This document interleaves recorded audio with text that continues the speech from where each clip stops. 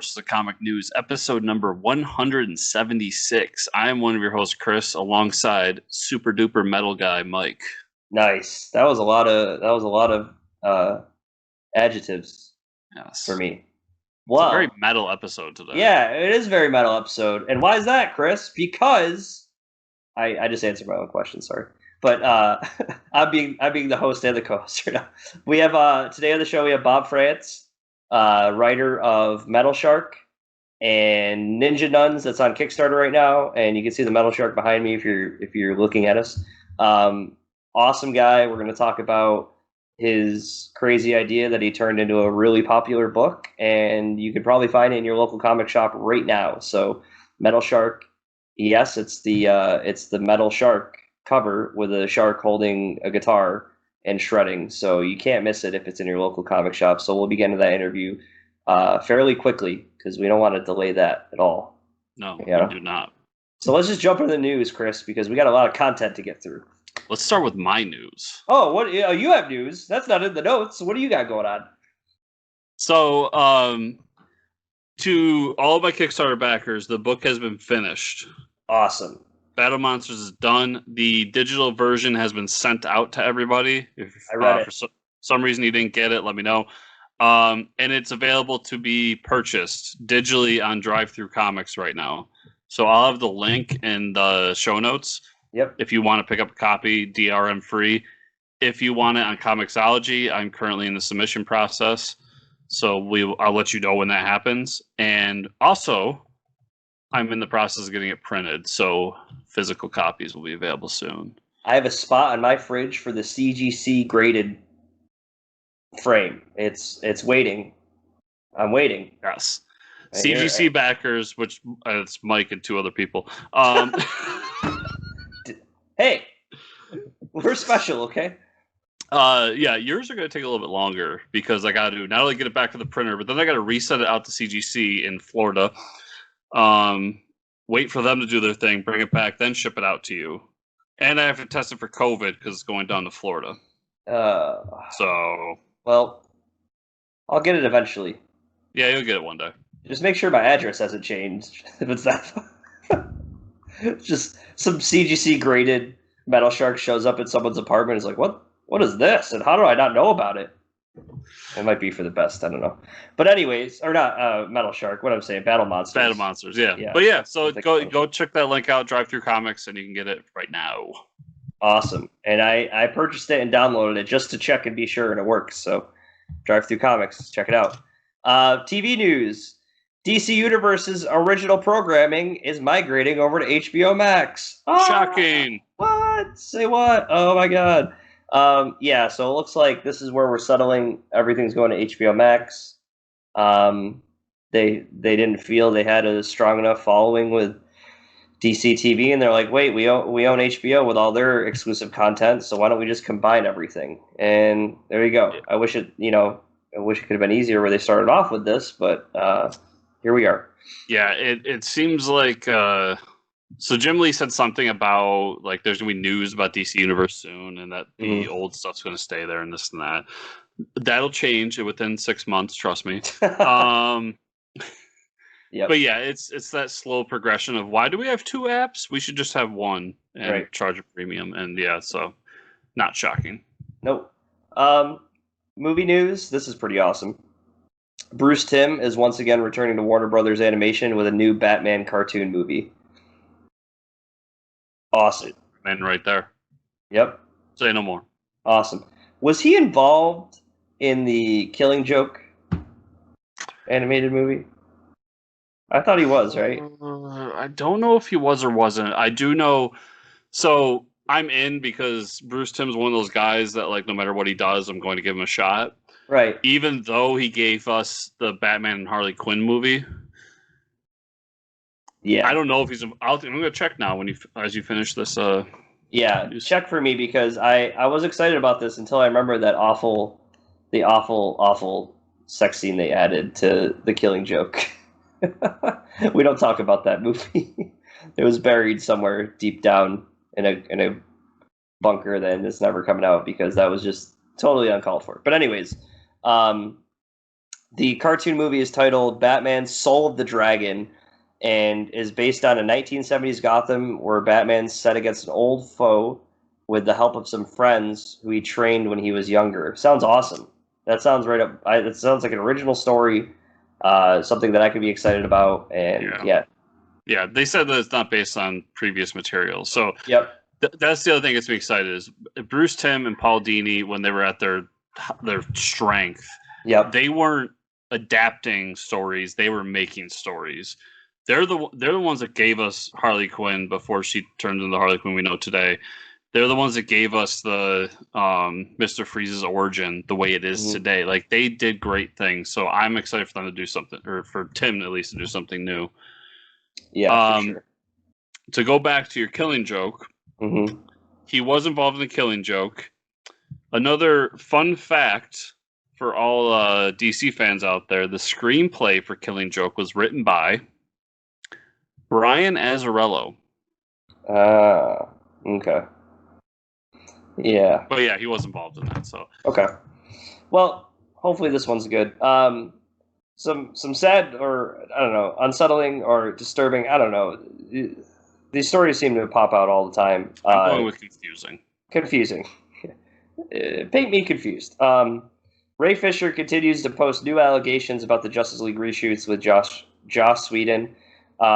This time his target's Geoff Johns, saying that Johns treated his career, or threatened his career, when Fisher approached him about Joss's treatment of the cast. Yeah, there's some like stuff going on that like Whedon, didn't treat the cast well, and then Ray Fisher tried to, come out about it. It's weird because everybody else is staying quiet about all this. So I was having a conversation about this, and this is my kind of opinion of this whole thing. Like, maybe Fisher's telling the truth. Maybe Whedon's an asshole. Maybe Johns made the wrong decision in supporting Whedon through this. Yeah. I don't know. We weren't there. Okay. But here's my problem with allegations like this, in this sense. Usually somebody comes out and backs you up. And not even necessarily someone from Justice League, but like, if this is as bad as it was, that means that Whedon's done this before, but somebody would have come out from Marvel or from Buffy or any of the things he's done in the past. Right. And I personally haven't seen anybody say that, yeah, I've seen this happen too. What Fisher's talking about has happened before, or I was there and this did happen. Like, it's just him shouting at Twitter. Yeah. So I'm not saying he's lying. I'm just saying I don't know. And I'm not willing to go out and say that Johns is an asshole and Whedon's an asshole because of this. But yeah, I mean, and without him coming out and saying this stuff, nobody's really talking about Ray Fisher. I mean, he hasn't really done much since the Justice League, so could it all just be publicity? And yeah, this is my other thing. Like, okay, Johns had just gotten the job to kind of help DC film and all that. He was going to be the next Kevin Feige. Yep. He was just a guy that writes comics. Like, he's not a Hollywood guy. Kevin Feige was somebody that came up in Hollywood. So, like, right. Johns doesn't have the pull to, like, call up everybody and be like, don't hire Ray Fisher. He's done. And no offense to DC fans or Fisher, but, like, nobody was going to see that Cyborg movie anyways. So, okay. So what was he really threatening? Right, yeah. And Fisher hasn't done anything since, so I don't know. I don't want to say he's looking for attention. I never want to say someone's looking for attention in these, but It's just there's too many threads that I can pull at, and until like some of those get tightened up, I'm not willing to believe that this is what happened. Someone that needs all of our attention is Bob Frantz. Yes. And we're going to jump to this awesome interview with him, and we shall see all of our lovely listeners and viewers on the other side. Hey everybody, Chris here. Just want to take a quick break from the show to remind you all that if you go to fortressofcomicnews.com, there's a banner at the top for Amazon. If you use that Amazon banner, we get a little kickback from it as an advertising fee. So if you do any of your purchases on Amazon, we would really appreciate it if you would use our banner to do all your purchases. That way you can help out the show, help out us, and get all the awesome things you buy on Amazon, including comics, DVDs, everything. So remember, go to fortrescomicnews.com and use that Amazon banner on the top.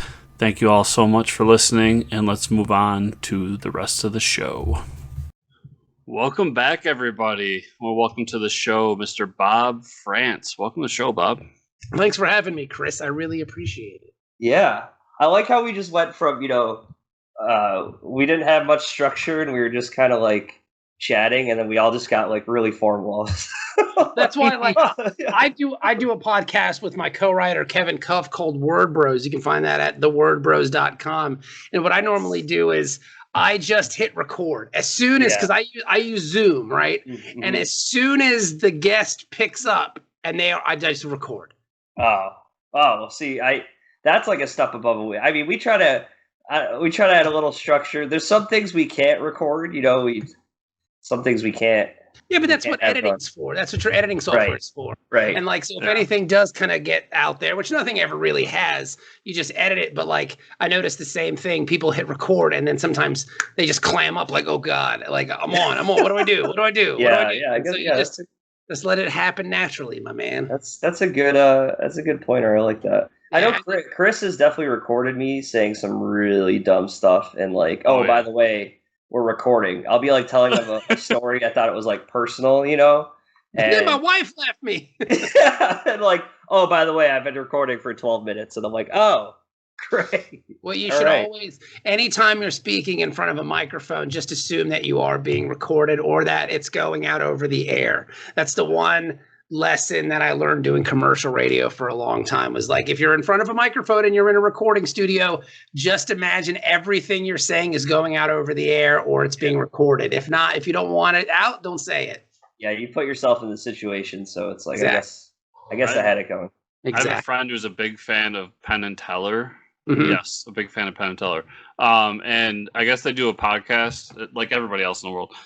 And Penn was telling the story about when he was doing The Apprentice, and he was saying how like he has a lapel mic on, and somebody asked him a question. He's just pointed to the mic. He goes, "The mic's here. I don't know if it's on or not.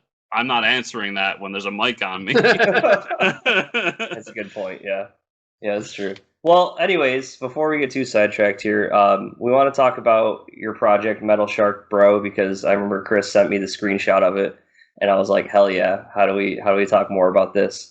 But before we get into that, give us your origin story of, have you always had a love for comics? And when did you come up with, hey, I want to make this crazy idea about a metal shark? I was born in the year of 1977 of our Lord, 1977 in Norfolk, Virginia.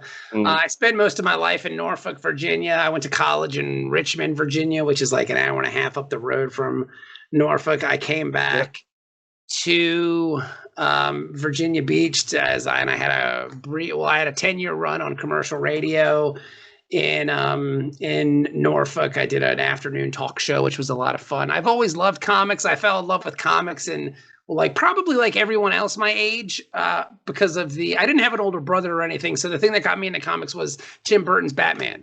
That was it for me. Like I saw Tim Burton's Batman that came out in '89. So I was like 11 going on 12. And that was it for me. Like I was in. I wanted everything to know about these comic book things. So I started reading them. There was a bookstore up the street called Smith Books from my house that sold comics. We would go there during the summer and just cut grass and buy comics. It was really awesome. I fell into Spider-Man because I really enjoyed like the logic of Spider-Man being like, he's a dumb kid who has this cool powers and his life kind of stinks. And as a 12-year-old, you really relate to Spider-Man. Like, my life stinks. I'm 12. Yeah. Like, I don't know anything. Nobody likes me. Everybody hates me. Guess I'll eat worms. But at least he had like cool spider powers. So I kind of fell into a Spider-Man thing where I would buy anything that had Spider-Man on the cover. And in the 90s, they put Spider-Man on every cover. So I just kind of read comics that way. Then I fell out of it probably around the time everybody else did. Probably around like 96, 97. And then around Civil War, the first Marvel Civil War, I got back into it. I had a lot of free time and free extra money at the time. Shut the door, man, because you're letting the hot air in. So there's my son. So I just started reading comics again around Civil War, and I kind of haven't stopped. And it's just been a real good time. Yeah, and especially like coming out of the '90s with the oversaturation of here's a book. It's like, who are these heroes? I can't even keep up, especially with like what Image was putting out, what Marvel's putting out. It's like it gets overwhelming at points. But I think within all those crazy characters, we've never had a metal shark. So it's true. It's true. I've never once seen a shark play metal. So let's talk about that. I mean, where did this idea come up? Metal Shark Bro was born on the long, lonely highway from Hampton, Virginia to Cincinnati, Ohio. I currently reside in Cincinnati, which is cool. Cincinnati's a cool town, man. It's really nice. I was driving back from a con in Hampton, Virginia that I was doing with some friends, because Hampton, Virginia, it's all kind of the same area. They all have different cities, but it's like, Hampton Roads, they try to call it, which is kind of stupid, but whatever. But that's neither here nor there. But I was in Hampton, Virginia, which is a part of Hampton Roads, which I have a lot of friends and family. So I was doing a show there. My co-writer, Kevin Cuff, lives in that area. And so does my dear friend, Drew Moss, who you may know from, he's doing Red Sonja and Vampirella at the moment. He's a super talented guy. Anytime they're going to do a show, I do the show too. So we can kind of hang out. So I did this show, and I was on my way back to Cincinnati, and it was like 5 o'clock in the morning, and I was super giddy and just real tired and goofy feeling. And I heard this radio DJ come on, and he was just reading a stop set news story. And he was like, all right, I got this news story here. Seems that scientists put speakers in the water to see how the sound would affect the aquatic life. And come to find out, sharks dig metal. All right, we got Cheap Trick and AC/DC coming up next. And I called Kevin, because I knew Kevin was awake, because he's a Coca-Cola representative. He was at the time. I knew Kevin would be awake. So I called Kevin at like 5:30 in the morning, and I was just giggling like a child, telling like, Kevin, sharks dig metal, sharks dig metal. He's like, what are you talking about? And I'm like, sharks dig metal, man, metal shark, metal shark.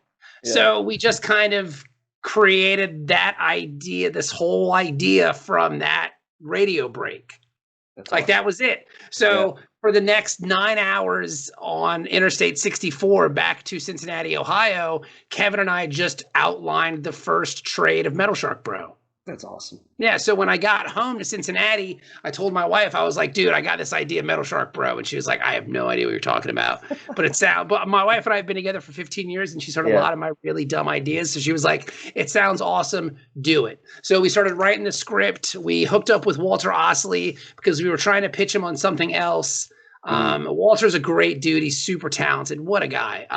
So we hooked up with him, and we showed him the Metal Shark Bro script, and he liked it. So we were like, okay, cool. Walter's in, because the idea is one where it can be one of those things where somebody sees this and goes, I don't know about this. It's a shark. It's a shark that kills people for Satan. That sounds kind of dumb, but it's like, but Walter kind of bought into it immediately. So then we just kind of hit the road, and we were off. That's awesome. Yeah, it was very natural. It was very organic. The process of it all was just Kevin and I were talking, and it was just we were trying to make each other giggle. Like we were trying to push that envelope. Well, what about if we did this? What if we did this? What if he had a floating eyeball friend? What if he did this? Oh, did you see Song Remains the Same? You remember Song Remains the Same, right? What if there was like a wizard guy in there, like in Song Remains the Same when Jimmy Page climbs the mountain? Yeah, let's put that in there. That's awesome. So it's just so it's just like this idea that just kept kind of rolling downhill, and here we are. That's so awesome. And I mean, the first trade's out now. So what kind of wacky stuff are you? I mean, you got the Song Remains the Same reference in there and stuff. What other stuff are you grabbing? Are you grabbing a lot of like metal culture stuff and throwing it in there, or like characters references to some extent? I mean, there is the Song Remains the Same reference in there. If you've ever seen it, it's one of my favorite movies in the whole wide world, because it's Led Zeppelin at the height of their like power, and they could essentially do whatever they wanted, and they did. They made a movie, for God's sake. Yeah, I know. It's like, I mean, like, and so the scene in the film where Jimmy Page is climbing that mountain, that's Metal Shark Bro. He's doing it in the mountain, and he gets up, and there's a wizard there waiting for him, but we just kind of threw as much as we wanted to throw into this book. There are like, giant monster fights, and there are ninja nuns, and there are demon donuts. Watch out, there's coffee on the floor. they're like demon donuts and just like, you know, a whole other world filled with, you know, realms of orcs and magic and just all this. We just kind of jam-packed it full of just really odd stuff because we just wanted to do everything we wanted to do with it. So we did, you know, and no one's going to stop us. The only person that could stop us at that point would be a publisher, but at the time we didn't have one. So we were just doing what we wanted to do, and we knew we would have to kickstart the book because we sent the pitch to Dark Horse, and they didn't pick it up. So we were like, screw it, let's just do it on Kickstarter, and we did. That's awesome. I mean, you know, it's not awesome that Dark Horse didn't see this. Oh, dude, it's fine. Yeah. I mean, in the long run, everything kind of worked out. It was just one of those things where we sent it to Dark Horse, we sent it to a couple other publishers, and like we just didn't hear anything. So comics being what it is now, you don't need gatekeepers. You can kind of do what you want. We were told by one publisher that we can't see an audience for this book. And so we decided to run a Kickstarter from 3 guys nobody'd ever heard of for $25,000 and funded. Yeah. So, I mean, I'd say it helps to have a shark with a guitar. Oh, yes, completely. Like, Walter's design is so strong and so good. I mean, when we were running the first campaign, we ran that campaign 2 years ago for Metal Shark Bro Volume 1, which sold out at Diamond, by the way. That's and it's coming back that we made a new cover for it for whatnot. So Volume 1 will be back in comic shops. I think it's in previews right now, actually. But I lost my train of thought. Oh, no. So what we were doing was we were running this Kickstarter, and I would just get, because my name was on the Kickstarter, I would just get random pieces of art from people I'd never met. And people would just be like, dude, I love this book. Here's a Metal Shark Bro pinup. And it's like, wow, that's cool. Yeah, it was happening almost on a daily basis. So what we did for the second Kickstarter, we just put them all together in an art book. We took all these pinups that we got and we just put them in an art book. So it's like an art book filled with stuff from like Drew Moss and Brian Level and Josh Hood and Jason Copeland and why is his name escaping me?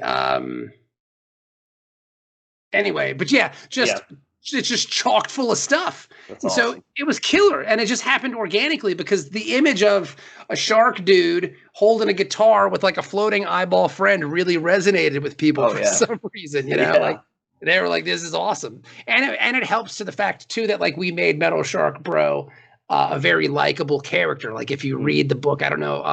I know, Michael, you said you haven't read it because you didn't get your copy, but Chris, I don't know if you have, but it's one of those things where Metal Shark Bro's a pretty likable dude. He has a real friendship with his little floating eyeball familiar friend, Ira, and they just kind of back and forth it, you know? So it was a lot of fun to do. We had a really good time with it. So you do the Kickstarter. It's very successful. You guys are doing great. How do you hook up with Scout Comics? During the Kickstarter, what'll happen is if you're running a Kickstarter campaign and you are successful, a lot of the times, a lot of the smaller publishers will reach out to you, be like, hey, we saw your book on Kickstarter. We'd really like to publish something like this. So we got a couple companies reached out to us. Walter had worked with Scout in the past for a book called Shiver Bureau that he put out. So he was like, I really liked working with them. I thought they were cool. They were really upfront and honest.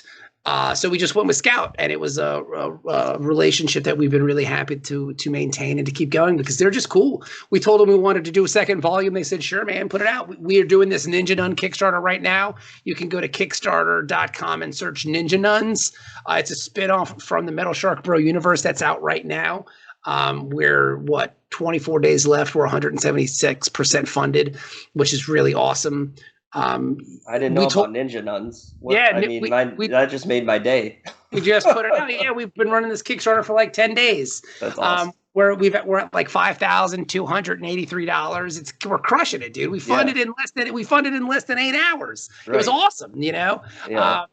But we did that because when we went to Scout, we were like, hey, we want to do this Ninja Nun one-shot. They're like, yeah, that's fine with us. So they've been really open to our ideas. So that makes you feel validated as a storyteller and as a creator when your audience is with you and your publisher is with you, especially the audience. Like after we funded that first Kickstarter, we kind of looked at ourselves like, we can do whatever the fuck we want to at this point because Because no one's going to pick up a book called Metal Shark Bro and look at it and go, well, that's just ridiculous. Because the whole premise is ridiculous. Like, we can push it as far as we want to, you know? And so we're kind of in the process of doing that. Well, I guess that brings up a question for me, though, because I don't know if we've really had anything this I don't want to say wacky or wild, like this premise of a story on the show, but like something that doesn't really have like. Daddy, Shay was done. Hey, there doesn't really have like boundaries for a story. You know what I mean? Like, you can really go anywhere with it. There's like, the sky's the limit. So like, do you think about that when you're writing it? I mean, is there like, are you like, whoa, maybe we need to slow down and not go this far with it? Or no, is it like, you just go... if anything, we need to go further. I look at Metal Shark Bro kind of like Bugs Bunny in a sense where, well, think about it. Like, I know you're laughing, but you can put Bugs Bunny in any situation, in any setting, in any time frame, and it works. Right. Because they're pushing the boundaries of the narrative that far. So I mean, you've seen Bugs Bunny as a medieval knight. You've seen Bugs Bunny as a bullfighter. You've seen Bugs Bunny in space. You've seen Bugs Bunny as like a barber, a basketball player against aliens. If your audience is willing to let you go there, then go there. You're doing yourself a disservice because you can tell a lot of fun stories. You can do a lot of interesting things. So just go, just do it, you know? Awesome. And when you know, you're doing a book on the 4th page of your opening issue, a guy who worships the devil is eaten by a shark. And then Satan's nephew shows up and turns him into like a shark dude. Devil thing, you can kind of do whatever you want at that point. Yeah, there's really, you know what I'm saying? Like, there's no really turning around from there and saying, okay, maybe we need to slow down with the book. That makes sense to me. And if anything, we were encouraged by our editor, a gentleman by the name of Chaz Pangburn, who's super wonderful. He's the editor and editor. He was the one that kept telling us, go more, do more, do more, do more. So, you know, we just said, screw it, let's do it, you know? And I think the 2nd volume of Metal Shark Bro kind of really leans into that because most of the book takes place in hell.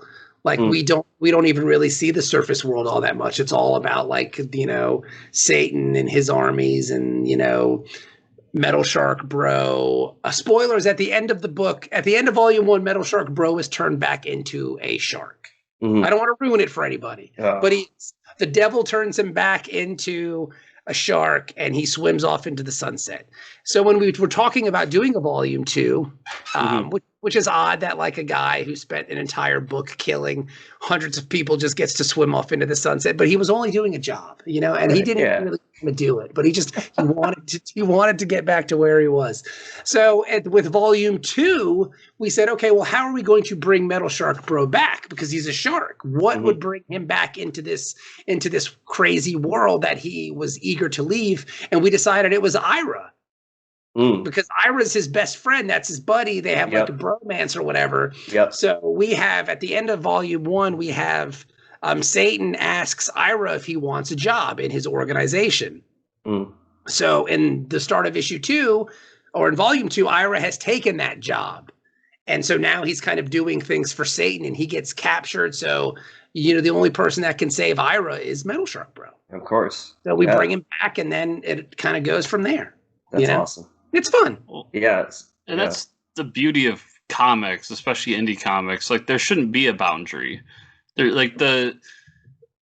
said in the past, like, some of my favorite recent Avengers stuff was when Jason Aaron had the Avengers fight vampires in Russia, and then they send them off to like, and it's just like, this doesn't make any sense, but it's awesome because it's comics. And like, that will never be a movie, but I don't care. Like, no, I feel the exact same way, especially with like the big 2 stuff. Like, my favorite Punisher is Frankencastle. That's Chris's favorite Punisher. That's so funny you said that. The idea of that is so brilliant and so much fun. In Cincinnati, Tony Moore used to do a comic show that he would run himself because he wasn't happy with the way he was treated at a different show. So he said, you know what, I'm going to start my own show.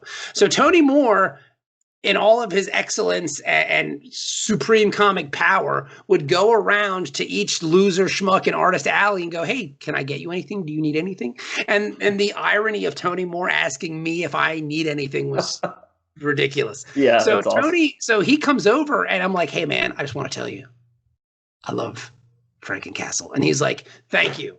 He's like, "We got so much hate mail about that." Oh damn yeah. thing." And he said, "It took Rick Remender and I 3 years to talk Marvel into letting us do that. And if you haven't read Frankencastle, do yourself a favor and just pick it up." It's the idea that Dakin, of all people, who's Dakin? Like, who gives a shit about Dakin? Yeah, right. Dakin kills the Punisher and cuts him up into these little pieces. All the cool 1970s Marvel monsters pick him up and sew him back together, turn him into like this weird Frankenstein character, and they need him to hunt the creature that is killing all of them. It's brilliant. It's so much fun.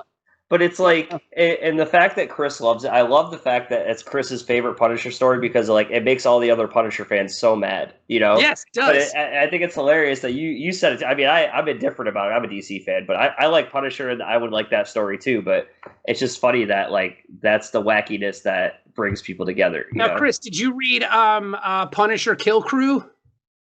Yes. Did you like Punisher Kill Crew? I did, yeah. My thing with Punisher is when they try to take Punisher super serious, and like that story has worked, but they've done it like so many times. Where it's just like Punisher's gotta go out and kill all the bad guys. Mm-hmm. But when they get weird with Punisher, that's when I love it. When you it's so much fun. When you do Space Punisher, Kill Crew. Actually, a really good one recently, which wasn't too wacky, but it was like just enough of a bend, was when they were like, Punisher steals the War Machine armor and decides to go start a war. Yeah, that was good. Yeah, it was like, Rosenberg stuff. Yeah, I really dug that a lot, man. And like, it's just kind of like you have this whole universe to play with. Why not do it? Like the whole idea of Cosmic Ghost Rider was awesome. Like it's just. You know, it seems like you have this medium that is almost, and I don't want to say it's limitless because if I say that, Walter will punch me in the face because he's got to, like the artists have to, they have to draw this stuff, but in some ways it is limitless. So why not just kind of push your boundaries as far as you can go? No, I'm not saying push the boundaries of bad taste, because the one cool thing that I can't say about Metal Shark Bro is it's funny, but we never punch down, which I think it's lowbrow. It's not cool. We never punch down. Like it's always kind of fun back and forth jabbing is a lot of the humor between the characters, but it's never mean spirited, and it's never it's never like grumpy or rude, which I think is kind of cool. And I think that also resonates with the audience because we're not being mean. Like it's not mean spirited. It's just a lot of fun. People really buy into it, you know? Yeah, I think it's something that comics as a whole needs to go back to more of. It's comics are supposed to be like I'm fine with serious comic stories. Like we've talked about a million times. Dark Knight is one of my favorite comics of all time. I love Watchmen, obviously, so on and so forth. But like, there's a joy and a bliss to like just fun, goofy comics. Yeah, no, totally. And like we said with Frankencastle and with that Avengers story and everything, it's just like what why not? Because it's never going to happen anywhere else. Mm-hmm. And it's fun. Comics is such a great medium because you can have things like Metal Shark Bro on a shelf.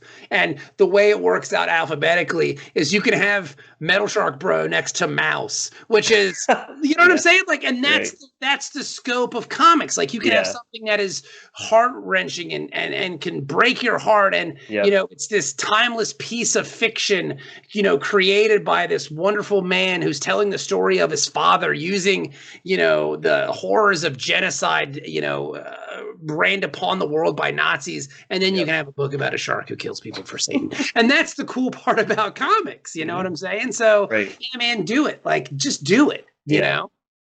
Man, I'm motivated now. But, so, I mean, you got the part 2's out and available on Scout Comics right now, right? Okay. It's in shops right now. Metal Shark Bro Volume 2, Issue 1, because the way Scout Comics does it is we release a single issue and then they do the trade a couple months later. So Issue 1, if you can find it, is in comic shops right now. Or you can go to scoutcomics.com and pick it up. They have a Jorge Corona cover that's really, really cool. We love Jorge. He's wonderful. We met him at a show in West Virginia. Just a cool dude. So that cover is available at scoutcomics.com, or you can go, like I said, to the Ninja Nuns Kickstarter, and you can back that. And there you can get volumes 1, volumes 2, and the Ninja Nun book all in one fell swoop. So that's pretty neat. We're just, man, we're just making books, man. That's all we can do, That's awesome. Yeah.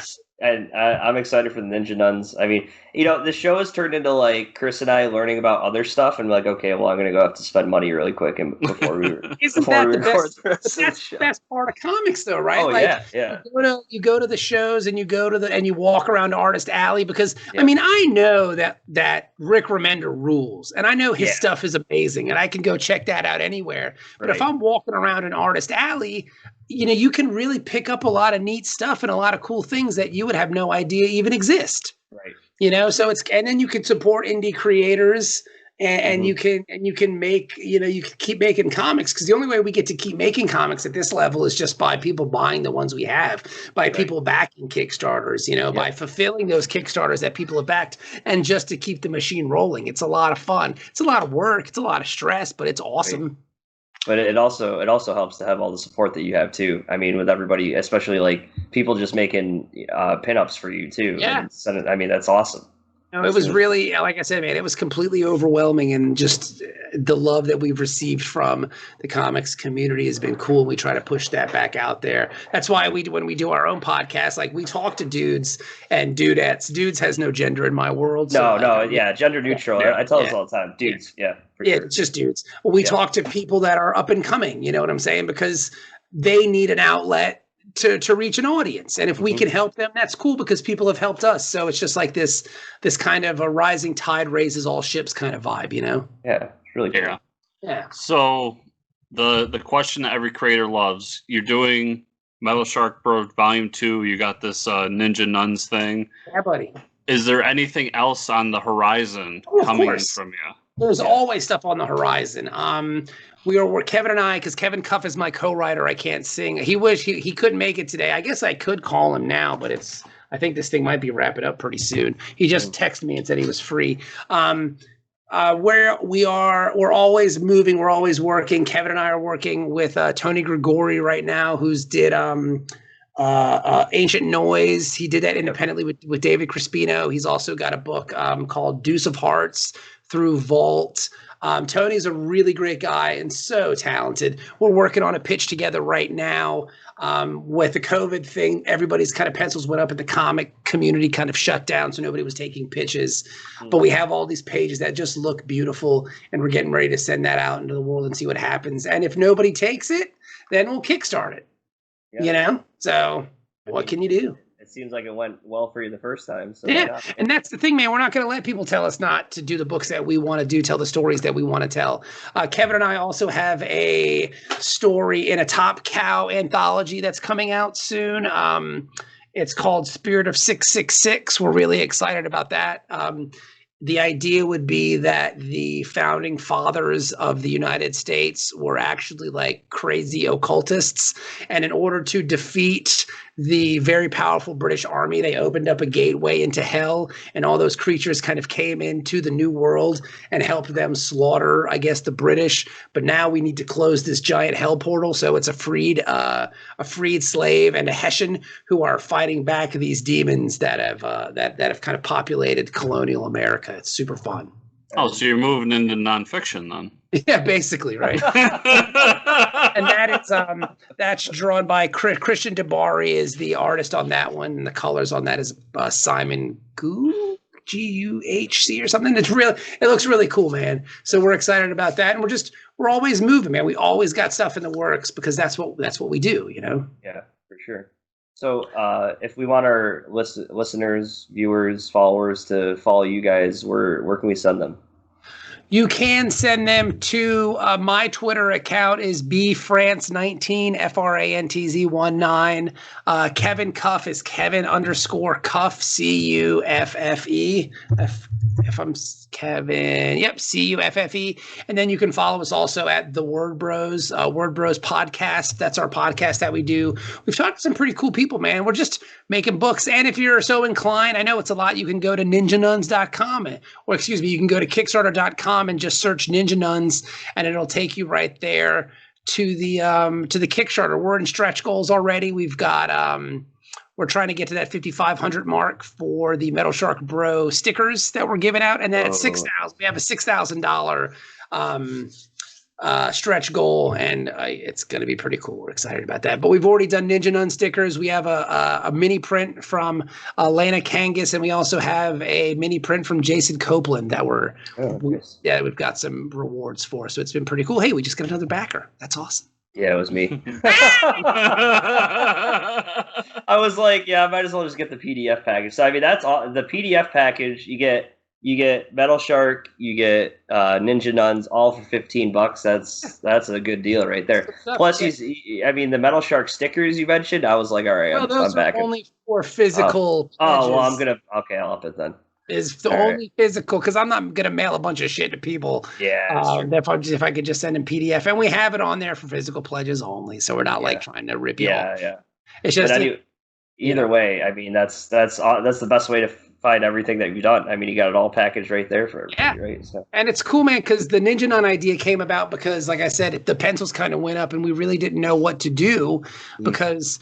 We had the stuff we wanted to pitch, and nobody was working. Like the industry just kind of stopped, if you remember correctly. Yeah. Oh, yeah. So Kevin and I were just kind of in this like COVID-19 related malaise, and I was just like, dude, let's just do a Ninja Nun book. And he's like, yeah, that'd be awesome. So what we did was, because that was the one thing people asked us about when we did volume 1. They're like, what are these Ninja Nuns about? What's that all about? Yeah. And we had talked about doing a Ninja Nun book, and this seemed like the perfect time. So we just kind of reached out to some people who we like and whose work we admire. Tony Gregori is one of them. This guy, John Burgeon, does a book called Frog Boy. It's an all ages book. And if you're a fan of Mad Magazine and that style of artwork, it's beautiful, man. John's work is so good. It looks like Al Jaffe, man. Like, it's wonderful. Really? It's so good. So he does a story in there. And, Dan Franco does a story as well. And then we work with a young lady named Angela Sprecher. So it's like 4 stories varying from like 2 to 12 pages. And we're just telling like little shorts, you know? So it's just like little shorts, little adventures about the Ninja Nuns, which is cool.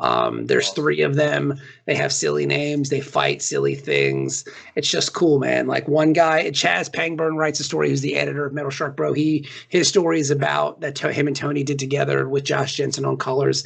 It's about this guy who wants to be rich, and he opens up a portal, and this crazy, scary God comes through. So the Ninja Nun has to come and fight that. Kevin's story is about like this hippie jam band that's touring the world that has like a deity caged, and they're using this deity for psychedelic drug purposes. So the Ninja Nuns have to come and free this deity so it's not being mistreated. The story that I did with Dan Franco is about like a DJ. It's about a necromancer who's also he wants to throw sweet parties. That's awesome. So he resurrects Mary Magdalene to throw the sweetest party the world's ever seen. Do yourself a favor and Google Mary Magdalene. Like it's the creepiest thing in the whole wide world. You know what? I'll just do it for you because I've done it so many times. Okay. I'm ready.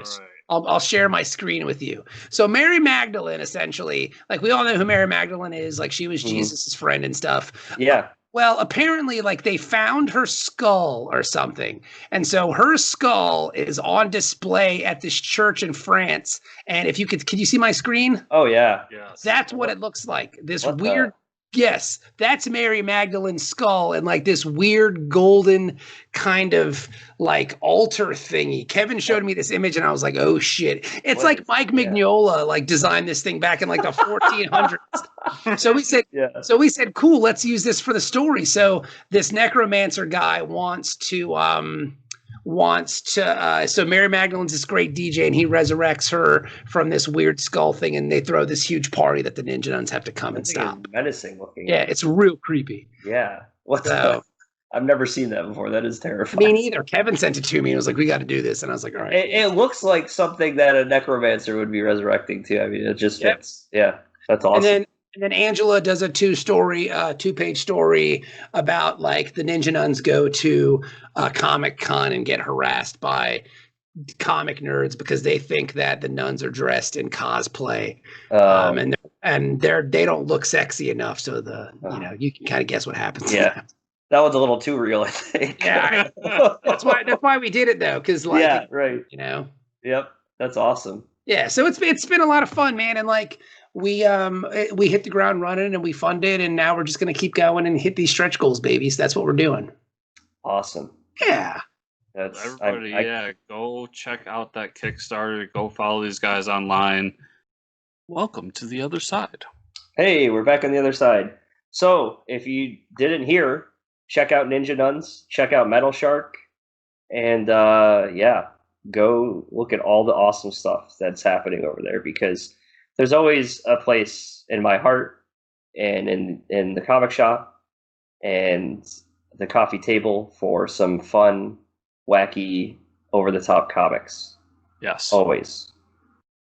Yeah, that's that. Go check him out. He's awesome. He's a good guy. It's a good book. Yeah. Before we move on, though, Mike, because there wasn't really room in the news for this, but I wanted to talk about this. Yeah. Did you see they announced the full name of the Suicide Squad game? Oh, no, I didn't see that. What is it? So it's going to be titled Suicide Squad Kill the Justice League. Oh, my. Who called it?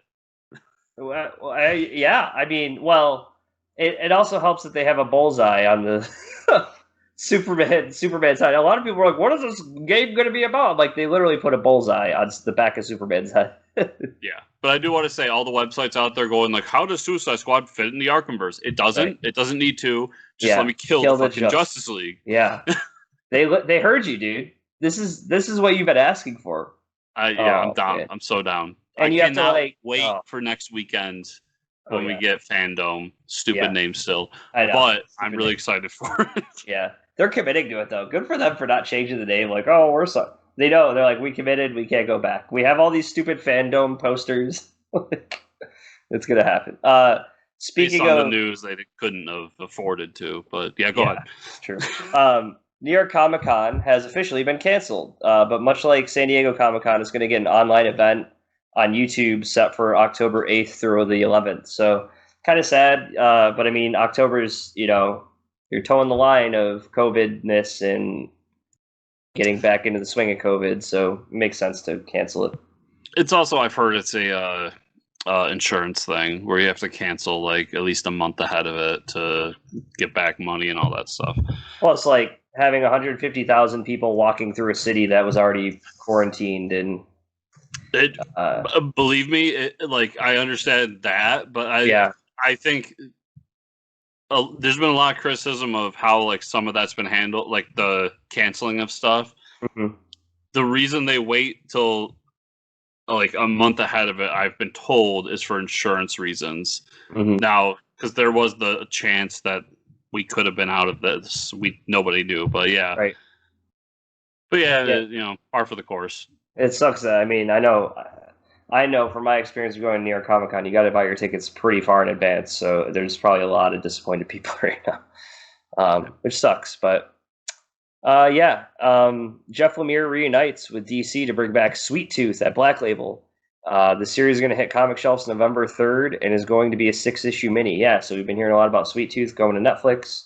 Makes sense. DC's like, can we print some more money? And they're like, and Jeff Lemire is like, yeah, just sign me a check. And bam, there you go. More Sweet Tooth.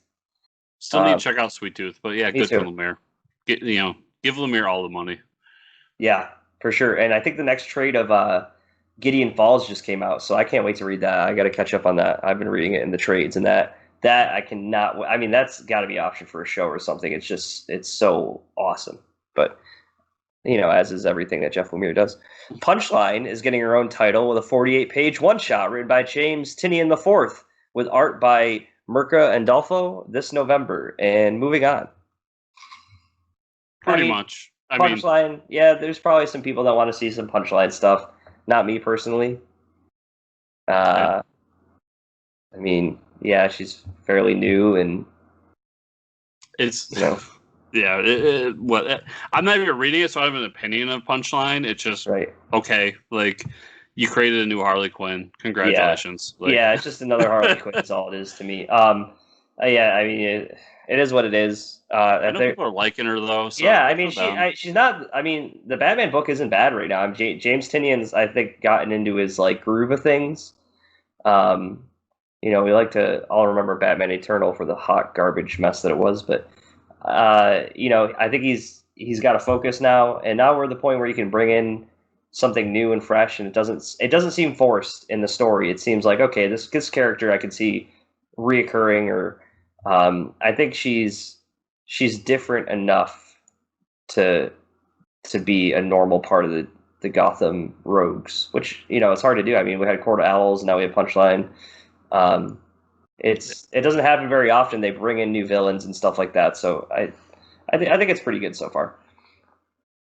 Yeah, I think my big opinion there is don't be quick to. I mean, like, yeah, it's a one shot. They'll probably do her origin, blah blah blah. Yep. I get it. Yep. But don't be too quick to like spin her out into her own book. Like, let her be Joker's assistant or whatever she is for a little, like, for a while. It doesn't need. You don't need to immediately jump into like, now we got a Harley Quinner and give her her own book and put her in Suicide Squad. Like, just let it sit.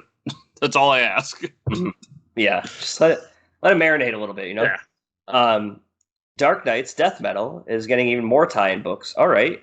First up is DM Dark Knight's Death Metal Infinite Hour Extreme with 3 X's, which is all about Lobo and features creators like Frank Thierry, Becky Cloonan, Dale Eaglesham, and more. Damn, that is 3 big names right off the bat. Yeah. Wow. Okay. Do you even need more after that? Like, what the hell, DC? Yeah, it gets bigger. Oh, yeah. Just wait. Now we have Dark Knight's Death Metal, The Multiverse That Laughs. What great names. The Multiverse That Laughs and Infinite Hour Extreme. They're having so much fun with this. It's an anthology about different dark worlds, including one with evil super pets. Oh, my God. Amazing. I want to cry. And features stories by Amanda Connor, Patton Oswalt, Jimmy Palmiotti, Scott Snyder, and more. Dude, everybody wants onto this book. Yeah. I mean, you got Patton Oswalt writing one. Yeah, I'm down. It's hilarious they keep doing tie-in books, but fine because they all sound amazing. Hold on. Did DC find their 2099? Is this what's happening? Every book is like everyone. I feel like 2099 was everywhere when it came, right? I mean, I don't know. I've been comparing this to Secret Wars. Okay. And not the original Secret Wars. Like, it's kind of the original Secret Wars, but the one that happened with Hickman, where it was we blew up the Marvel multiverse and sewed it together into one world. That's kind of what this is. I mean, there's definitely inspirations there, but yeah, like, I could see this becoming maybe not 29.9, but the What If or the new Elseworlds for DC. That makes sense. Yeah. Yeah. Either way, great talent. I mean, yeah, we hemmed and hawed about some of the stories.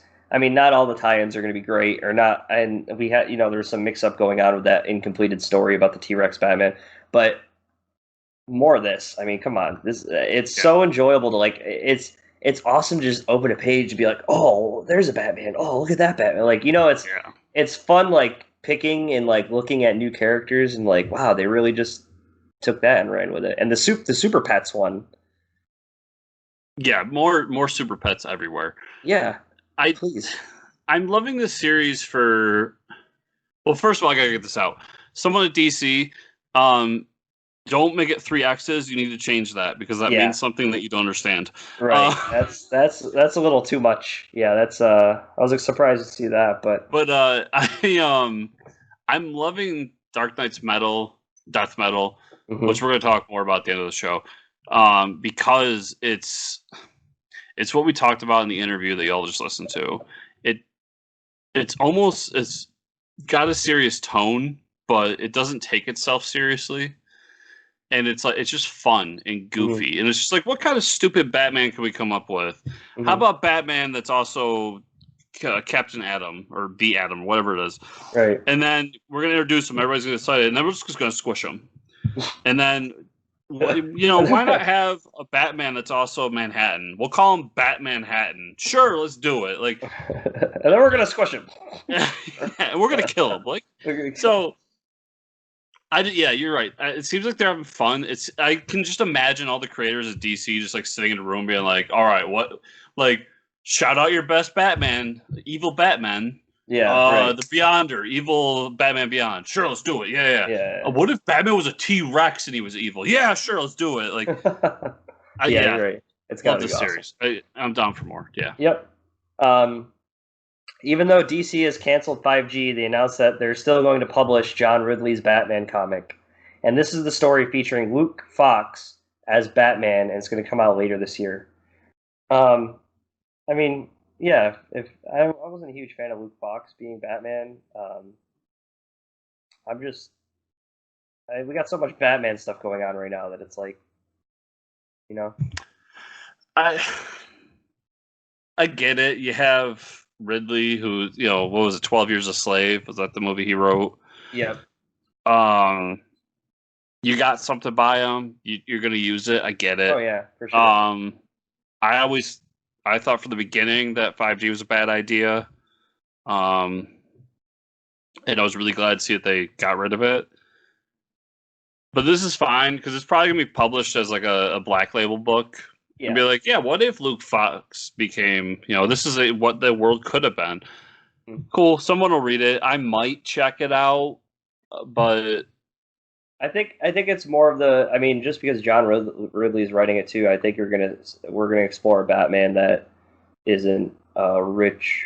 I mean, obviously Luke Fox isn't, but you know, like a rich white man with white privilege, you know. So I'm guessing he's gonna explore something like that. Like, during the day, he's not able to do whatever he wants and, you know, be financially stable and have all these luxuries and stuff like that. You know, I think he might explore the other side of Batman too, because like putting someone in a costume side by side, you're like, okay, maybe these characters are very similar, but maybe he's going to explore the differences of the characters outside the costume. At least that's what I would expect. If this was written and done pre everything, because 5G we're supposed to be in 5G right now, right?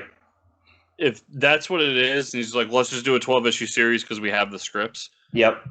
I don't know if we're gonna get what you're saying. If they called up Ridley and was like, listen, we got the outlines and everything, and we want to publish it with your, you know, do you want to come back in and do something, maybe change things, whatever. I think 1,000% we're gonna get something along the lines of like what's going on right now, BLM and all that stuff. So yeah. Oh yeah. And I mean, if that's the route they're going, then I'm interested. If they're just exploring a guy in a yellow Batman suit, I'm not. I mean, yeah, I'm not. I've seen the inexperienced Batman stories before. You know what I mean? Like the young inexperienced, and it's not. It doesn't really entice me to read something anymore. But yeah, I haven't seen 12 Years a Slave, or I don't know most stuff he does, but if he's as good of a writer as I've heard, then I'm down, because he's not going to hopefully preach to me or shove it down my throat. He's going to tell a great story that also has a meaning to it. So, yeah. Exactly. Scott Snyder and Tony S. Daniel are teasing creator-owned comics. They have both posted images of a solar eclipse, and Snyder has even said that he isn't going to be doing much at DC. It doesn't mean that he's done writing superhero comics, though. So, yeah, they're just, I mean, they want to take breaks. They want to do their own stuff. Snyder's done this before, you know? Yep. It's nothing new. Tony S. Daniel doing some creator-owned stuff is interesting, though. I mean, he's pretty much been right at DC for a while now. But yeah, so Snyder did a whole interview, I want to say it was comicbook.com, and this one popped up. So he's doing a book with Daniel, and it's going to be superheroes. Okay, cool. I'll check it out because I like those two.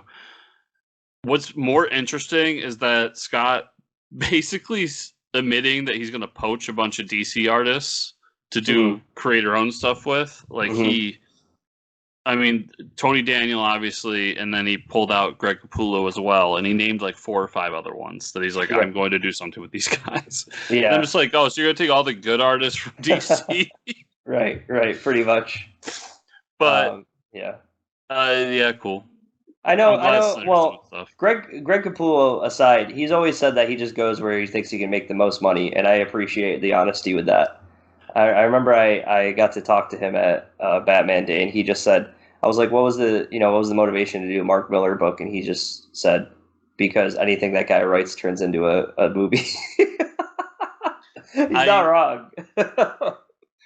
I'll just say a friend who's not a fan of Cthulhu because things, who's like a huge DC fan. I was telling him the story, and it's like you said, it's honesty that I love, because Cthulhu did stuff at Image forever, specifically Spawn, and then when he became kind of a household name inside comics. And he said in an interview, it might have been on Kevin Smith's podcast, that he went to both Marvel and DC and said, I'm ready to sell out. Yep. Who's going to pay me? And DC paid more. Right. So they're like, we'll pay you more and you can do Batman. Okay, so that's where he went. I'm fine with that because A, make your money. But right. B, I love the honesty of it. Like, yeah, exactly. It's just great. And yeah, Cthulhu, I'm down for anything that man does from now on. Yep, he's awesome. Sure. DC's hurting, I guess. They've suffered massive layoffs throughout the company. Everything from DC Universe to DC Direct has been affected, and it said that these layoffs are going to be official after December.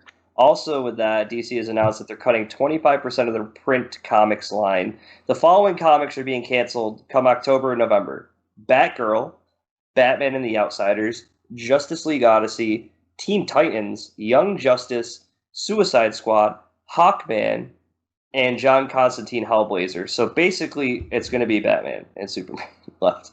Don't know how I feel about this. The Suicide Squad book I've been preaching about this book.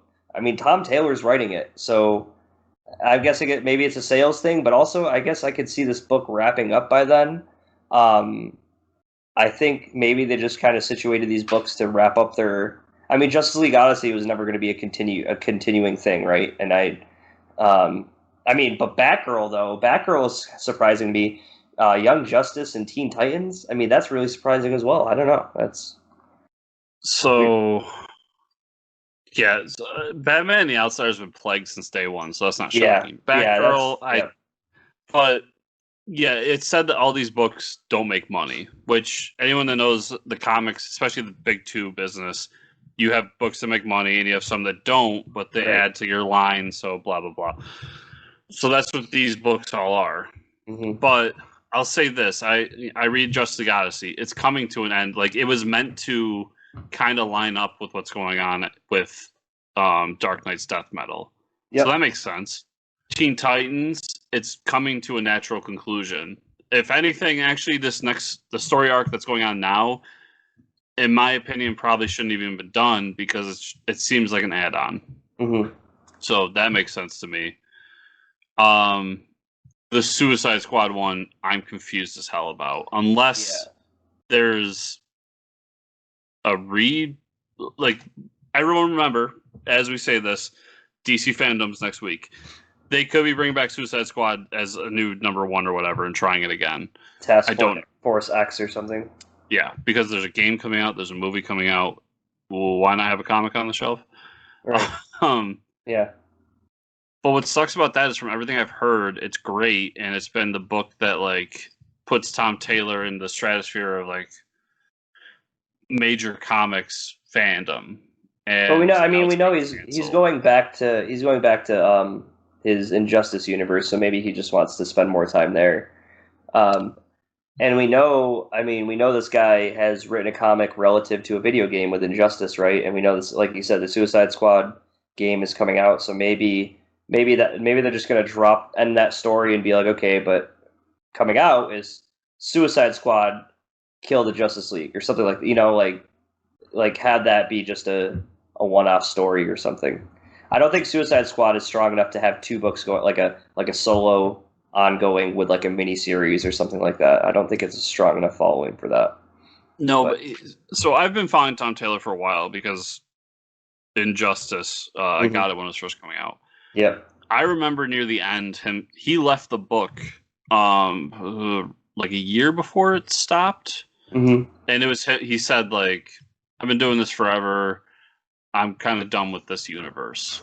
Yep. I remember that day, and now he's back. So yeah, there's probably a payday there. I understand. That's fine. but I don't know if his heart isn't doing video game comics. I think he wanted to be a part of mainstream comics, and like he's been making his strides there. He did Wolverine, he did Spider-Man.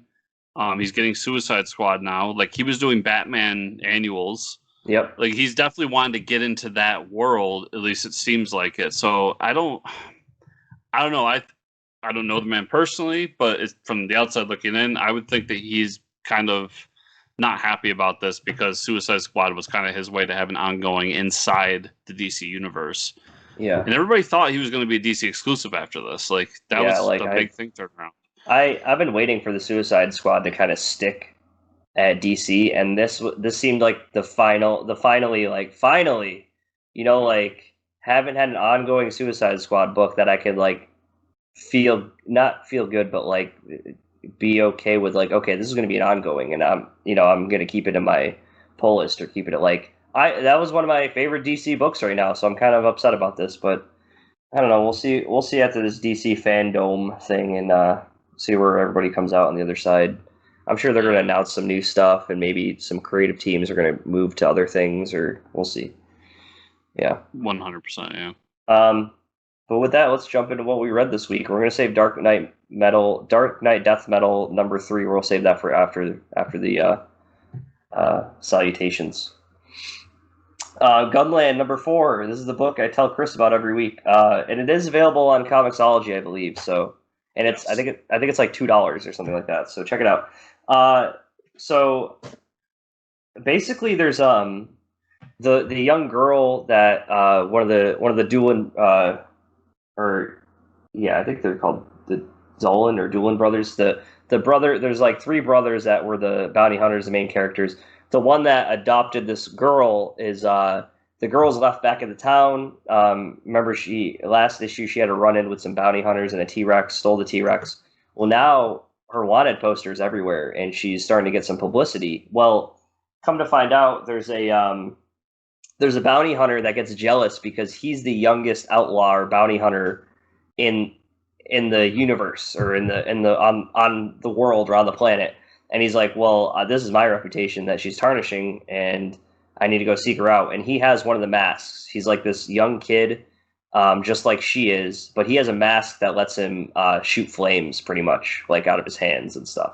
So there's this awesome epic battle between him and her, and she beats him, and he's like, well, what? And he televises it because he wanted it to be this big thing, like everybody knows that he's the number 1 bounty hunter, and he loses, but she doesn't kill him. She shows him sympathy because he's a young kid like she is, and she leaves him there. So it was a really cool scene.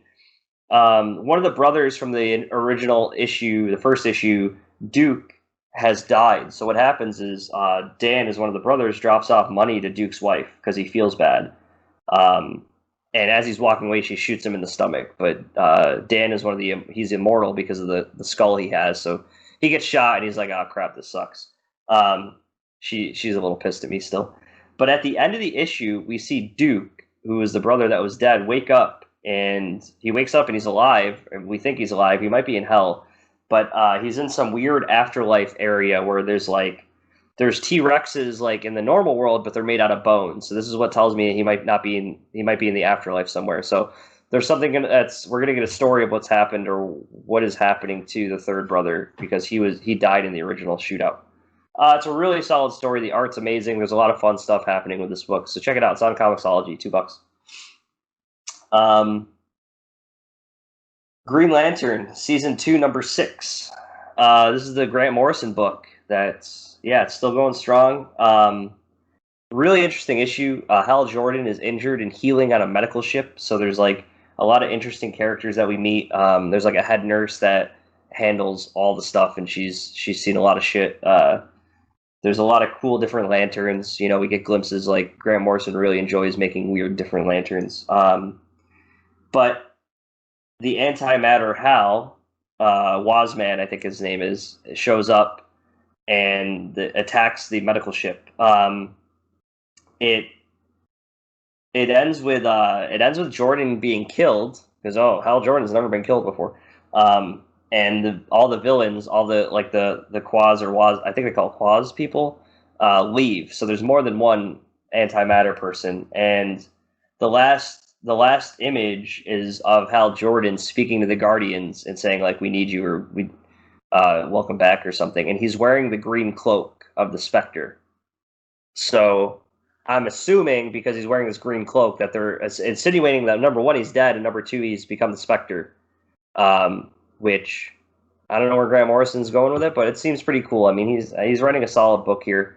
I mean, everybody knows Grant Morrison can write, and I love Green Lantern, so I'm going to check that out. And speaking of Green Lantern Earth 1 Volume 2 came out this week. So if anybody knows, the Earth 1 series is amazing. All the stories are very good. And they all come out in trade form, so it's a finished story every time. This is the follow-up to the Green Lantern story that takes place, and he's a space traveler, a space pilot, more than a Air Force pilot. So right off the bat, I mean, just a shout out to the team working on it. You got Gabriel Hardman, Karina Becco, and Jordan Boyd doing all the work on this book. Art is amazing. The story is really solid. There's a new twist on how they bring in the Yellow Lanterns to the story.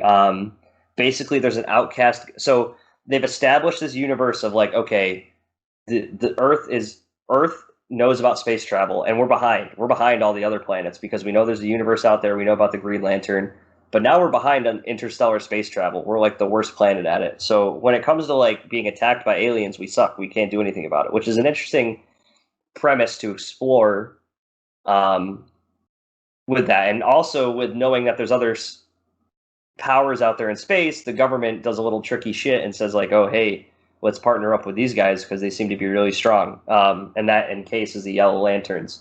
It's never explored in the story that the Green Lanterns have willpower and that the Yellow Lanterns have fear. It's kind of just demonstrated out of the characterization, which is really cool. It's not like put in your face, like power of will. It's like spoon-fed to the reader. Power of will, fear. This guy's fear. He's instilling fear. It's like that never happens. It's just like a lantern dies, someone picks up the ring and wears it. There's no rule of like it has to find someone, which is another cool thing they've explored. So there's an outcast guardian that basically he's witnessed the multiverse dying and says like, listen, to bring order, to bring peace, I need to take everything into my own hands. I'm going to create these Yellow Lanterns. They're more powerful than the Green Lanterns. We're gonna take over everything, kill some people, yeah, maybe here and there, but we're gonna incorporate peace. It's like, well, you might be crazy. So the sounds a little dictatory. Yeah, just a little bit. So Hal Jordan, there's this big fight with the Yellow Lanterns and the Green Lanterns, and Hal Jordan ends up in this future universe at the end where he's still a Green Lantern, but now he's protecting Quard in the future or on another multiverse plane. I'm not really sure where he is yet, but or a parallel dimension. So we know Quard is the home of the Yellow Lanterns. It's a planet that was under attack or destroyed in the other installments or the iterations of Green Lantern. But at the end of the book, John Stewart ends up getting a yellow ring. And that's pretty interesting that he's almost like he's the protector of Earth while Hal Jordan is away. So there's some, conversation between him and Carol Ferris. And then we see that, like I said, Hal Jordan is in interdimensional right now protecting Quard, but he's a Green Lantern. And then we have the instance where Sinestro realizes, hey, this Guardian's in charge of the Yellow Lanterns, but this guy's crazy. So Sinestro pieces out and brings a lot of the Yellow Lanterns with him, so we see the birth of the Yellow Lantern Corps. So really solid. I mean, Earth 1 it's such a treat to read those books, man. What a great team. I didn't know any of these people going into this book, and I think they killed it. It is without a doubt, it is a sci-fi movie. It's up. I mean, it's like it hits all the right notes for sci-fi, like interstellar travel with the reals. It's not like a Green Lantern comic book. You know what I mean? It's not a comic book story. It's a sci-fi story, and that's what I really enjoyed about it. And I hope they run with this story. I could keep reading these one shot or these trades. It's really good. They need to run with Earth 1 as a whole. Like, bring that back, do more with it, because every Earth 1 book was good. Like, everyone I read, at least. Right. But don't rush it, because, you know, and they're like, oh, these are really popular, start pumping them out. And then I don't think they really hold up anymore. I mean, the whole fact is, like, they can take their time with them, write a completed story, and get a good writer on it that can dedicate this amount of time, no deadline. But, yeah. And then I got Dark Knight to talk about. We'll do that after. So it's been a crazy week. So I read 2 comics this week. Oh, man. So the one I'll talk about here is Empyre, Captain America #2. This is the one that Philip Kennedy Johnson's writing, and I want him to take over the main Captain America book because he gets Cap. In this book, like, at the end of the first issue, Cap takes his team down to Mexico to try to fight the Cotati and see if he can help them, push them off so that they can go help somewhere else. And he gets a call from the general who he fought with in the first issue, and he says, okay, I'm going to the UN. We're going to ask for help. We understand this is a bigger deal than we thought it was. While that's all going on, there's big kaiju Cotati attacking things. But that general then goes to the UN, and we find out that the Cotati have found a way to transform these spores and take over somebody's body, basically killing them and turning them into plant zombie things. So this guy's giving a speech, and he's talking about, like, hey, we need all of us to come together to help defend Mexico and the U.S. and all this, where a lot of the attacks are happening. And it's these UN people bickering about, you know, UN politics. Like, well, you didn't help us here, and we have to see what happened. He gets up and has a speech about, like, if you're the ones running this planet, then this planet is weak, and we will have no problem taking over, and then transforms into this fucking Cotati thing. Obviously, Cap comes in, saves the day, blah, blah, blah. But where Johnson gets Cap is that he gives this speech, and Cap's politics in comics is always about unity more than anything. And what he says here is, like, listen, I understand that we haven't made the right decisions. I understand that we haven't always done what's right, but we need to come together now to defeat this enemy, or we will not have a planet left. And gets everyone to come together and take out this giant monster thing. He gets Captain America, and it's been a pleasure to read these 2 issues after years of getting crap Captain America stories. So if you're a Cap fan, I recommend this. Even if you're not reading Empyre, it's just a good Cap book. Awesome. So that's all I had. So, Mike, where can people find you on that internet? They can find me at Fortress Ricker on Twitter. Where can they find you and or the show? They can find me at Fortress Chris on Twitter or at chrisrunt.com. You can also find the show at fortresscomicnews.com. Everything we do is right there. Easy place to go. If you're listening to the show, remember 5-star review whatever podcatcher you use. If you're watching us, like the video, subscribe to the channel, comment down below, share it, do all those fun things. And if you want to go the extra mile, remember we have the Patreon at patreon.com/fortresscomicnews, where you can get my other show, Bat Friends, 3 days early for $2 a month. You can be the coolest guy in town because you got Bat Friends before everyone else. You good? And so, yeah, thank you all for listening. And those of you who are not sticking around for Dark Knight's Death Metal spoiler talk, we will see you next week. And spoiler talk. Let's go. Yay! It's great. The openings to these issues are a lot of fun. This one starts off with the trap set up for Betrocious, and which is, if anybody doesn't know, Atrocious, or I don't know how to say his name, the Red Lantern, the head of the Red Lantern's Batman, pretty much, and Brainiac Batman are get blown up. Yeah, and Silver Surfer Batman? Oh, yeah, Silver Surfer Batman. I forgot about that. I don't know the DC connection there, but okay. Yeah. I think they just wanted to throw them in there for fun. Well, anyways, they get set up with the trap. I think that was fun. Another, like, oh man, here's an intro to some cool characters. Just kidding, they died. Yeah, so I really like that theme of like, hey, these are characters we're introducing, but we're gonna kill them off. There's a lot of para robins flying around, and yes, you heard it right. That's a parademon robin, so that's pretty interesting. The Right? best part of this whole issue is para robins, Yeah, and before they say anything, have to say "holy," just like in Yeah. Batman '66. So Yep. it's "Holy boom, Batman!" yeah, right. It's amazing. That's one of the best ideas to come out of Dark Knight's Metal so far. The para robins flying around while Batman, Wonder Woman, and Harley Quinn they're going to break Superman out. But And Swamp Thing. right, and Swamp Thing. But yeah, oh yeah, the withering Swamp Thing. I keep forgetting about him. But they don't specifically say Bat or Superman. They say the powerful person that will help us from this, which doesn't end up being Superman. What? We see Superman being held with the Dark Father, and this is a cool character. This is a Batman that's a combination of Darkseid and the Allfather. The Allfather is the good, technically the good of New Genesis and the New Gods, right? And then we have Darkseid, who's the bad side of Apocalypse and the New Gods. Well, he's all into one, and he's a jacked Frank Miller-looking Batman character, and it's awesome. He's taking away Superman's Kryptonian cells and trying to turn Superman into Darkseid.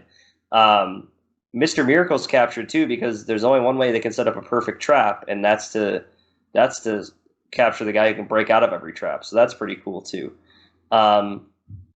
There's a scene where Darkfather, Batman helps Superman break out, and there's like some comic book science there. But Batman gets shot with a antimatter ray or anti-life equation gun, and he gets hit, and he doesn't go down, he doesn't die. And they say, "What happened?" And he said, "Oh, I had my bat blocker on," and everybody just shrugs it off. But someone, I can't remember, is it Wonder Woman that goes to him like, when are you going to tell everybody the truth about who you really are? So there's some secret about Batman that we don't know yet. But I also thought it was kind of funny that he just says bat blocker, as like a joke, like, oh yeah, I had a thing in my utility belt for it. But Yeah. It's funny that the heroes are used to that, like him having an answer with the name of a bat, to where they don't, some of them don't look into it any further, It's also fun that they used a tool from, I believe it's Final Crisis. Because he says the last crisis. And I was trying to remember because I read those like a year or two ago. Yep. And yeah, it's more of like Scott Snyder, like he must have just gotten stoned with Grant Morrison at some point and been like, I want to do what you do. Yeah, how do I do this?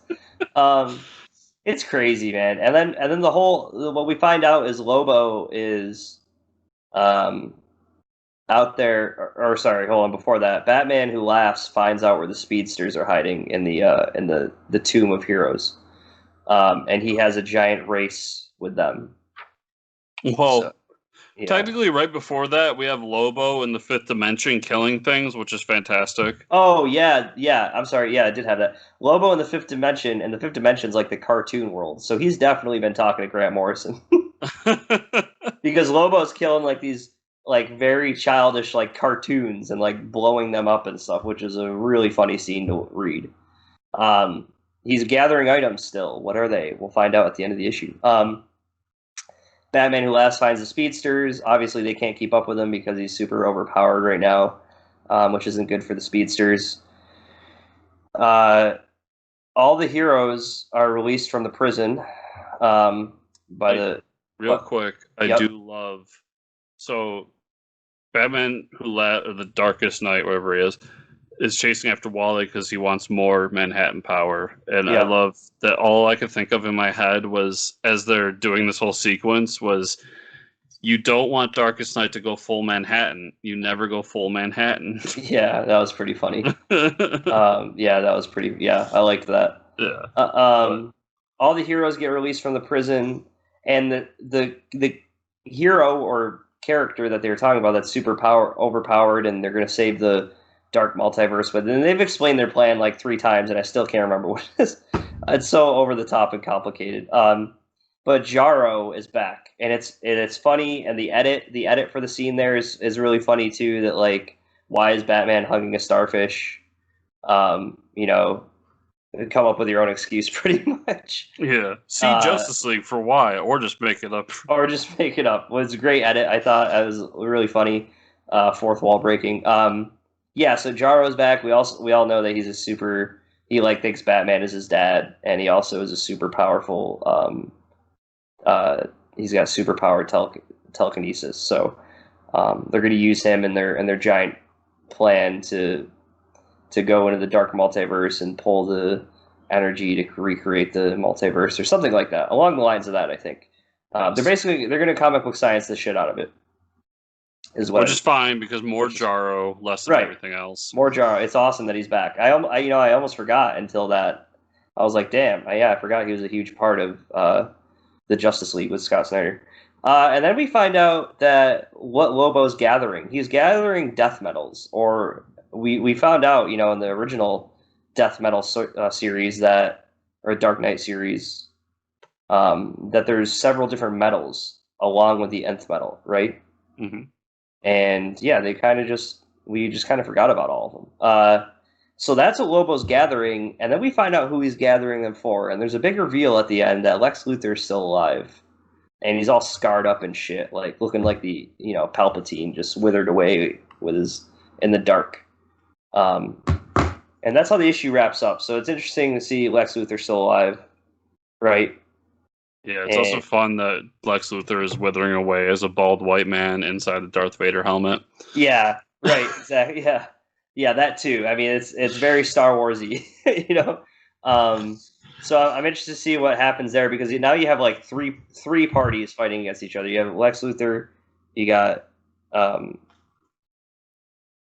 Batman Who Laughs, and then you got the Justice League, and maybe Perpetua out there somewhere. I don't think Perpetua is really on the side of anyone anymore. So you have like 4 parties all trying to do different things here. Yeah, and so we got kind of the setup for Speed Metal, which I'm assuming is going to be like because I think next week is Guide to the Multiverse or Guide to Death Metal. Yep, yeah, that is. So I'm thinking after that we're going to get Speed Metal, Mm-hmm. and then we'll get issue 4. So we got set up for that. We got kind of like, here's our plan. Let's go to the dark multiverse and get energy, and that's how we'll beat the darkest night and not the right. Like I said, it's weird, it's wacky, but it's fun. Yeah, and it's one of those stories that like it's really good, it's really well crafted. Mm-hmm. I enjoy, but I've heard some fans who take it too seriously, and I'm just like, it's just a fun, goofy story. Right. Just let it be. I think the overcomplication of the plot is like so you don't invest too much time in reading it. Honestly, yeah. Yep. But yeah, this book's awesome. I love it. Keep reading it, everyone. And with that, we'll see you all next week, I guess. Bye, everybody.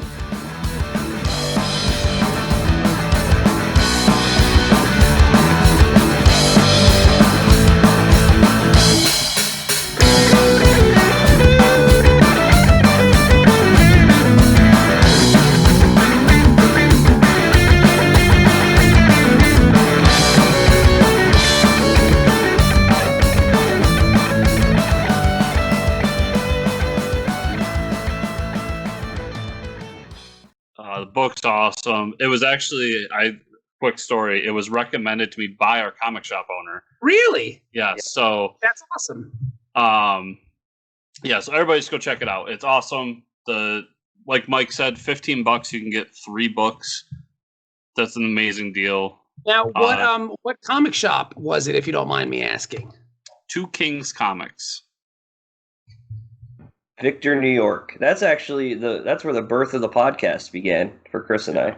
That's awesome. Yeah. Because I don't think people realize that, like, especially independent creators and the comics audience, like the comic shop owner or the people that work there, they're your best friends.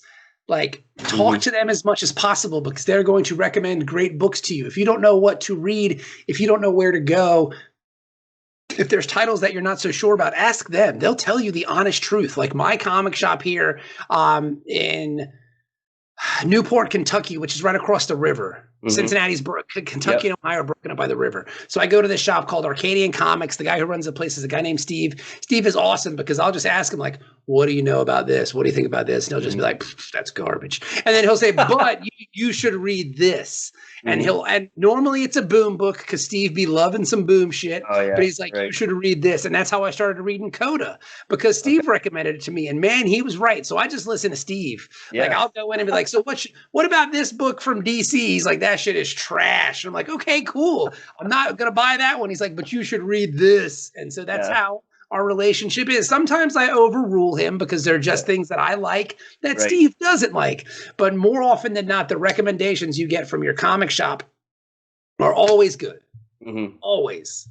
And you know, when I saw Metal Shark, it almost had the same effect on me that that Murder Falcon did. You know what I mean? When you see that cover of like something over the top and like music involved, it's like I needed to see more of this. Murder Falcon has a lot more heart to it. Like it's a lot more heartfelt story about the guy and his girlfriend and like the sadness. Metal Shark Bros just dumb and over the top. Like, well, that's the part that was like, okay, well, I saw Murder Falcon, but then, you know, they had to like wrap it up with this like, you know, whole story about cancer, and I was like, well, this is making me feel things. I just wanted Murder Falcon, you know, like more Murder Falcon, less of that. But I hope Daniel Warren Johnson is so talented. He is. He's really good. Yeah. A funny story about that, because we launched Metal Shark Bro in 2018, and while we were doing that, San Diego Comic Con was going on, and they announced Murder Falcon while we were running our Kickstarter for Metal Shark Bro Volume 1, and we were like, motherfucker.